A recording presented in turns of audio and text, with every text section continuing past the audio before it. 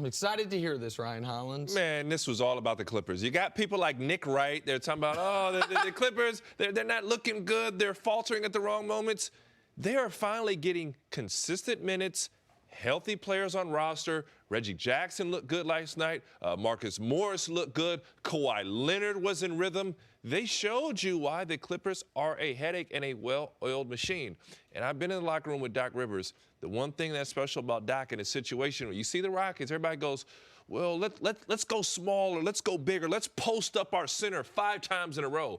The one thing Doc says in the locker room in these situations, just play basketball, run our plays, move the basketball, find the open man. And that's what the Clippers did last night. They did not force the ball inside to Ivica Zubac. Ivica Zubac had an excellent game because he played within the system. So I think the Clippers showed by far, why they are favorites to win the NBA championship. And I know it was the Rockets. I know it wasn't Milwaukee. I know it wasn't the Lakers. I think the Rockets are an excellent team. You saw their firepower on display last night. The second unit was rolling, and the first unit was rolling, Nick. Okay, you're overstating how great the Clippers played by a touch. They were excellent defensively in the first half. That's the only part of their game they get an A+ on. It was a very good game by them, and I'll give them credit. I disagree with you on Marcus Morris, but we don't have to get into the weeds on that. I think Marcus Morris played poorly, and I think Marcus Morris is a guy who I don't know why all of a sudden he instantly gets 20 minutes and gets to take a dozen shots a game. I don't understand it, but that's not the story here. There's one story about this game. 2 of 30. I gave him too many. 2 of 30. That's what the Rockets started from three-point range. Can't win a game like that. No one's ever won a game like that. No one ever will win a game like that. That's the story. Points in the paint, Rockets won. Second champ points, fast break points, even. Rebounds, assists, fouls, turnovers, all basically even, within 2 or 3 in every category. The only difference is the Rockets had a historically bad shooting night from 3, 3 of 34 through 3 quarters, and the Clippers shot fine from 3. That's all it is. Go ahead, Jenna. But three-point shooting is the way they win. Right. So when you take away the only way they win, they lose. What are you left with? Nothing. They lose. They lose. Correct. I'll say this, what I also loved, they stuck to the game plan. So it's not Who's they here? The Clippers. Okay. It's not a traditional way to usher a guy to the basket and make him score over your length. The Clippers are one of the rare teams that can do that. What do I mean by that? So while James Harden is dancing with the basketball on the perimeter, the Clippers will get up on him, force him to his right hand to go finish to his right. The Golden State Warriors did that with him in the playoff series about, a year or 2 ago? And they ended up being fantastic because it took the 3-ball out and it forced James Harden to have to score the basketball at the rim.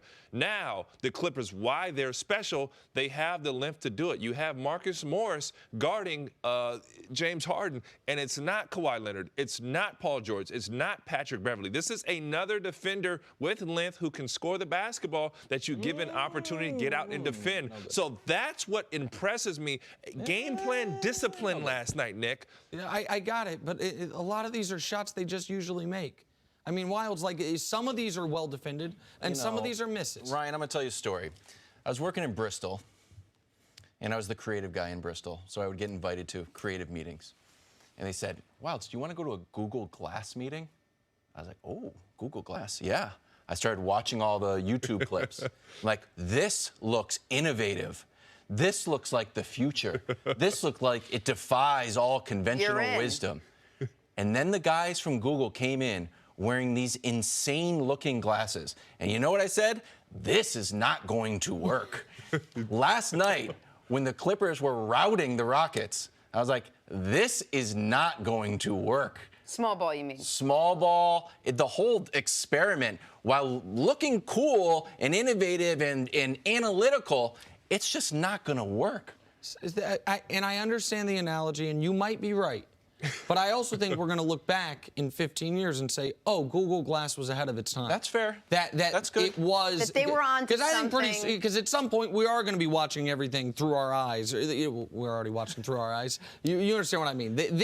We are moving towards this, even if they haven't perfectly fine-tuned it. But we can't talk about variance with the Rockets. What does variance mean? It means you add to your upside, you add to your low side. I'll give you an analogy. You know what adds variance? Us adding Kevin Wildes to this television show this week. Here we go. Absolutely. Here we go. In the short term has made at times the show way better, and at times the show it's like, what are you doing? So that's adding variance. It's a compliment eventually, I promise. Because, see, they left. Which is anything You're the that Google is... Glass in our anything eyes. that is, The Google Glass is good. not the Google Glass, but the Rocket... Am I Harden? No, we go can't ahead. say... the Capella trade. We can't say that they've increased their upside and then ignore the fact that in order to do that, they had to lower their downside. And their downside now is there's no easy buckets other than Russ. And Jenna, to your point, if the shots aren't falling, they lose. They lose. There's no second way to win on this team. They are betting on the math that that a shooting performance like this will happen once a year. Now, unfortunately for But them, it doesn't. No, like this does happen. this- once a okay, year. this like poorly. this Got you. horrific. Now, unfortunately for them, the one time it happened to them in the 2018 season was Game 7 of the Western Conference Finals. And now your whole season's over. They hope the one time it happened to them this year was last night and you don't deal with it again. But that is what they've done here. That, to me, that wasn't the Clippers doing that to them. Well, yeah, I mean, I agree. It was a completely boomer bust play, but the Clippers actually had the personnel and length to not just score on the other end, but the Clippers want to play small. I mean, there's only one center essentially on roster, and that's Ivica Zubac. Montrezl Harrell is more of a hybrid forward who can guard on the perimeter. So they're built to play a team like the Rockets, a team like if the Warriors were still in existence. Now that there's no Warriors, the big worry is the Clippers. So the Rockets are saying if we can eliminate everybody but the Clippers, this is a much better place than we were in before the trade deadline. So wait, let's just stick with the Clippers for a second, because you said going into this stretch for them that a lot can be determined about the Clippers depending on how they do and come out the other side. They've been playing pretty well. They haven't 4-0. lost. They haven't lost. They have the longest winning streak in basketball.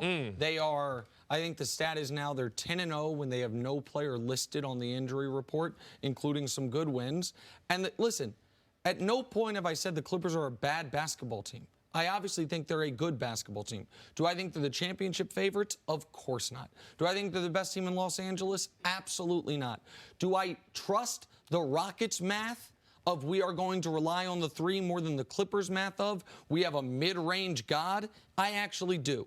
Do I think Kawhi Leonard's playoff all-time greatness has been vastly overstated? Yes. Do I think the Clippers are one of the 5 best teams in basketball? Clearly. And when they are fully healthy, they are arguably the 3rd best team in basketball. But every year, Ryan, we talk about injuries playing a factor in the postseason, and you can't predict injuries, but you can use the past to predict future performance. And there is no team in the league that is a bigger injury risk outside of Philadelphia, I suppose, than the Los Angeles Clippers right now. And they look totally different when one ingredient has been removed from this recipe. And I don't know that you can count on this team being a full go through 2 months of playoff basketball. I do agree with that. We could say the same for the Lakers because they are much further off, I would say, than the Clippers, because obviously we see the importance of Patrick Beverley, but they can roll without Paul George. Even Kawhi on certain nights. I wouldn't say deep into the playoffs, we would both agree that's a big knock.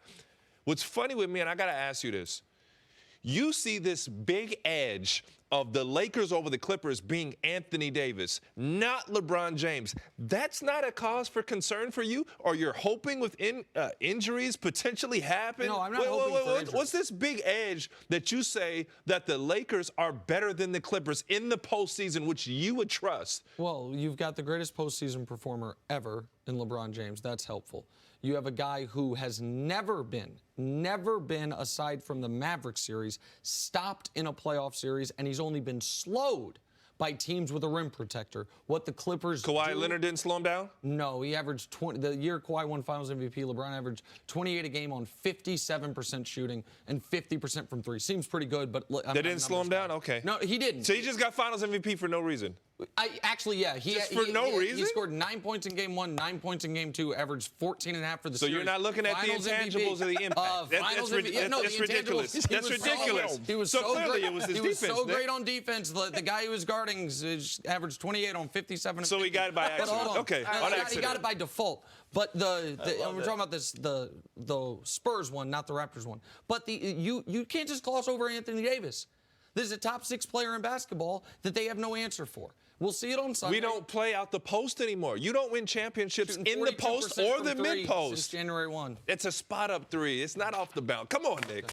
Thanks for watching. Subscribe here to get the latest from the show. Also, be sure to check out more of the best clips from First Things First, or go watch a few segments from our other shows on FS1.